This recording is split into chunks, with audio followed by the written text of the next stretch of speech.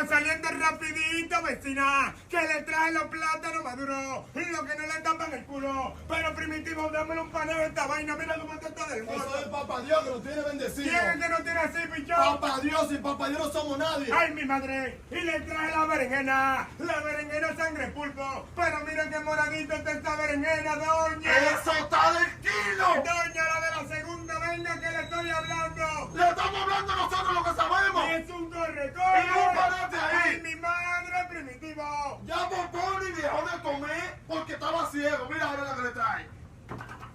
Y le traje la yuca que no había, Primitivo. ¿Estos son las tres mujeres? Llévate de mí. Esto es una esperando ¡Otra echando! y una sacando. ¡Ay, mi madre, Dios mío! ¡Doña! ¡Doña! ¡La segunda! ¡Vecina! ¡Ey! Y le traje los melones que yo veía cuando estaba Pero chiquitico. tú nunca creciste, tú siempre estabas chiquito. Manito, esos son los melones de mi acalito. Cada vez que yo veía estos melones, me enganchaba, Primitivo, y cuando le hacía así, Muchacho, pues tú botabas era la de Peter Parker. llévate de mí.